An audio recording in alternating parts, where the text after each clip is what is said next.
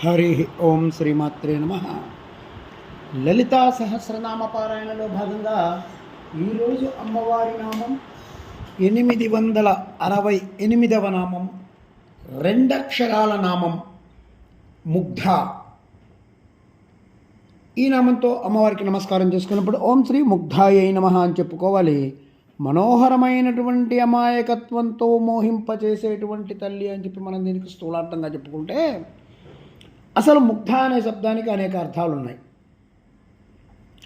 ముఖ్యంగా ముగ్ధ అంటే అంకురిత యవ్వన అని చెప్పి శాస్త్రీయమైనటువంటి అర్థం ఉంది. అంటే యవ్వనం అంకురిస్తున్నటువంటి దశలో ఉన్న స్వరూపాన్ని ముగ్ధ అనాలి, అంటే లేత యవ్వనపు దశ.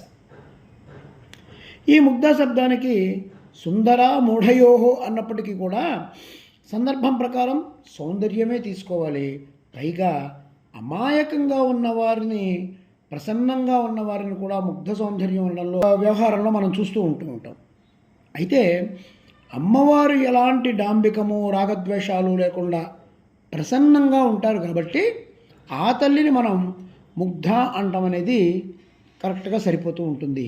అలాగే ముగ్ధ అంటే ఇంకొక అర్థం ఉంది, షోడశప్రాయ వర్షిణి, అంటే 16 సంవత్సరాల వయసు కలిగినటువంటి అమాయకపు ముగ్ధాస్వరూపం.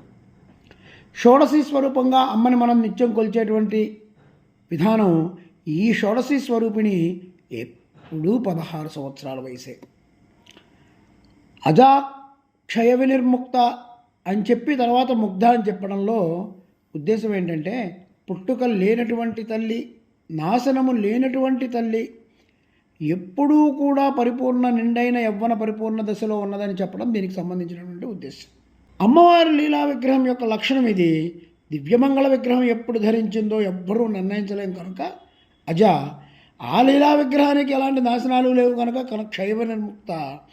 భగవద్రూప లక్షణాలను చెప్తూ శివపురాణం చెప్తుంది ఏంటంటే, సర్వే నిత్యా శాశ్వతశ్చ దేహస్తస్య పరాత్మనః హానోపాదానరహిత నైవ ప్రకృతిజా క్వచిత్ అని చెప్పన్నారు. అంటే భగవద్రూపాలు జ్ఞాన ఆనంద విగ్రహాలు కనుక వాటికి తరుగుదల పెరుగుదల నశించడం అనేది ఉండవు.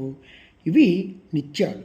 అట్లాగే 16 సంవత్సరాల వయసుతో అమ్మ నిత్య యవ్వనశాలిని, అలాగే ముగ్ధస్వరూపిణి, అమాయకంగా ఉంటుంది. ఎవరికైనా సరే చాలా బాధ అనిపిస్తుంది, మనసు బరువుగా అనిపిస్తుంది, మనం కష్టాన్ని తట్టుకోలేని పరిస్థితుల్లో ఉన్నాం. అలాంటి సమయంలో మీ ఇంట్లో పూజా మందిరంలో ఉన్నటువంటి లలితమ్మని అలా చూస్తూ కూర్చోండి. ఆ మొహం వంక మనసు చాలా తేలికవుతుంది. ఇది నా స్వానుభవం స్వామి. ఎప్పుడైనా ఇబ్బంది అనిపించిన రోజున వెళ్ళి అమ్మ ఎదురుకుండా అలా కూర్చొని అమ్మ మొహం చూస్తే మన బాధలన్నీ వెళ్ళిపోతాయి. అంత ముగ్ధ స్వరూపం ఆవిడది. మనకు ఒక అమితమైనటువంటి సంతోషం, మనం పడిన బాధ మొత్తం కూడా పక్కకి వెళ్ళిపోయి కొత్తగా మనం ఏదో సాధించాలనేటువంటి తత్వంతో మనం బయటకు వస్తాం. ఎవరైనా సరే దీన్ని ప్రయత్నించి చూడవచ్చు. అమ్మను అలా చూస్తూ ఉండండి.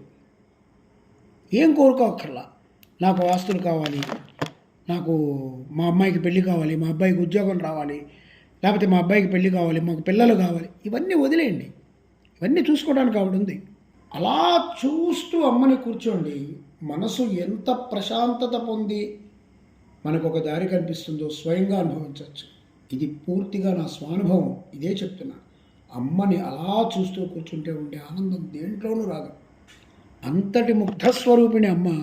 కాబట్టి అలాంటి తల్లికి నమస్కారం చెప్పుకుంటూ ఓం ఐం హ్రీం శ్రీం ముగ్ధాయై నమః, ఓం శ్రీమాత్రే నమః, ఓం శ్రీ మహారాజ్ఞే నమః, శ్రీమత్ సింహాసనేశ్వర్యై.